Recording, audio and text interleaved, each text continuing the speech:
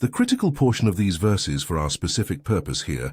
is the identification of Antichrist as the eschatological prince of the people who were to destroy Jerusalem. Since it was the Romans who destroyed Jerusalem and the temple in 70 AD, the connection of Antichrist with Rome is therefore beyond question. Furthermore, since nearly 2,000 years will separate that destruction from the appearance of Antichrist on the stage of history, the Roman Empire of which he will be prince must be, in some important sense, a restoration of the earlier empire,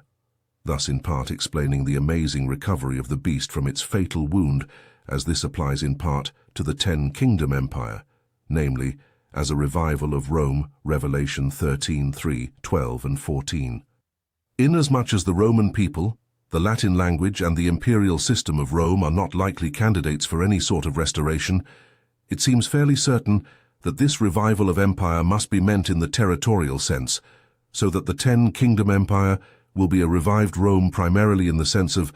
occupying territory roughly contiguous with that of the historical Roman Empire. This is why the 10 kings are said to arise out of the fourth beast in Daniel 7:23 and 24.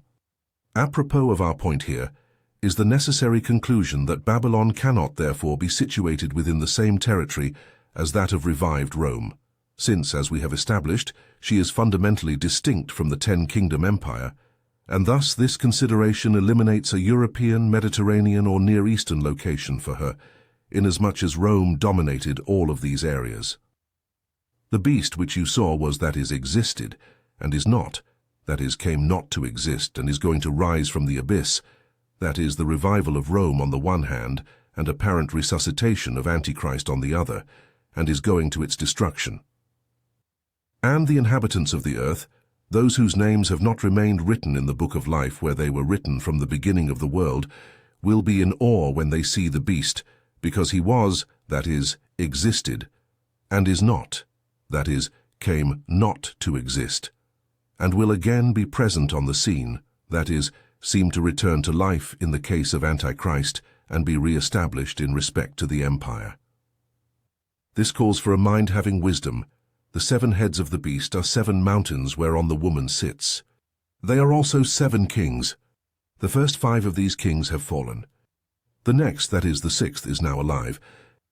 The last, that is Antichrist, has not yet come, and when he comes he must remain for a short time, that is the tribulation. And as to the beast which was and is not, this is the 8th king, and he is also one of the 7,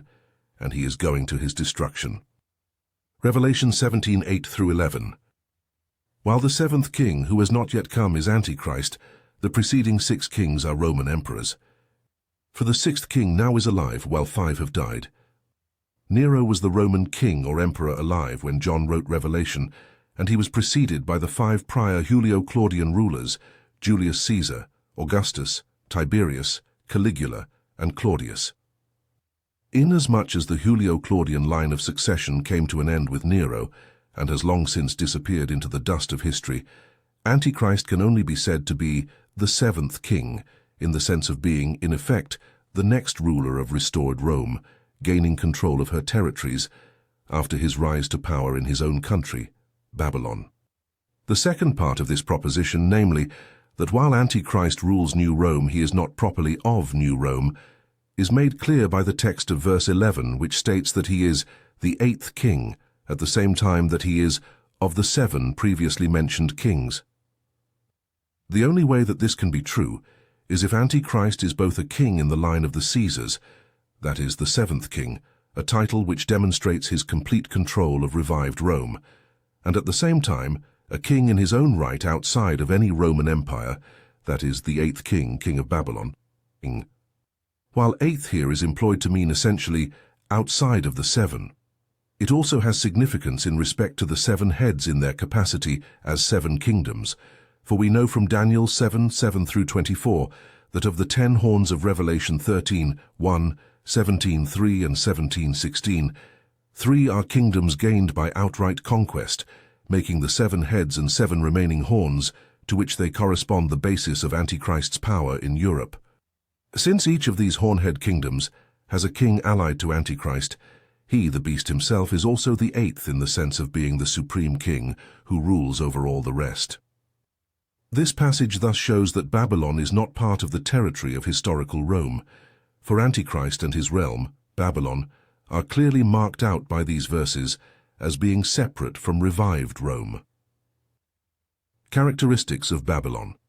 We have already established that Babylon is a real place, an actual nation distinct from the Ten-Kingdom Empire of revived Rome, and that she is, therefore, not a part of the territory ruled by the Roman Empire of John's day. A listing of the characteristics of Mystery Babylon as described in Scripture will now allow us to form a strong impression of which present-day nation is the most likely future candidate to match the description of Antichrist's home country. For while it is true that much can happen historically between the time of writing and that future day, that day is nevertheless rapidly approaching, and the current disposition of world powers is at least not likely to become unrecognizable within the next 2 decades or so. Symbolism. Considering the large number of symbolic references to Babylon throughout Scripture, the choice of this name for the seat of Antichrist's power during the Tribulation is hardly surprising. Historical Babylon was, of course, the original anti-God city east of Eden, the home of the Tower of Babel and of the first major assault on human freedom after the Great Flood in the form of a satanic attempt by Nimrod, a type of Antichrist as we have seen, to establish a one-world government, the very thing which Antichrist will achieve. Babylon was also the capital of the first major empire to be established after the separation of the nations which followed, and its founder, Nebuchadnezzar, also a type of Antichrist in his capacity as the preeminent king of Babylon, as we have seen, is the head of gold in Daniel's prophecy of the great statue which predicts the rise of Rome and of revived Rome, the Ten-Kingdom Empire of Antichrist, Daniel 2:36-45. Furthermore, historical Babylon was responsible for destroying the first temple and for the 70-year period of exile from the land, while eschatological, mystery Babylon will be Antichrist's original source of strength through which he will persecute Israel and the church. Finally, Peter's reference to the church at Rome as she who is in Babylon reflects this notion of an overarching center of power in control of the empire that is in some sense separate from it, a picture which is consistent with the future Babylon which will hold sway over the revived empire riding the beast. The student is asked to recall the pertinent discussions in Part 1 of this series in regard to Tyre as the chief city of Phoenicia and Nineveh as the capital of Assyria. These 2 cities likewise are used to draw parallels to that future mystery kingdom which we are exclusively terming Babylon, the former in her capacity as the supreme commercial power and the latter in her capacity as the supreme military power. Antichrist, after all, is portrayed as the king of Tyre in Ezekiel chapter 28,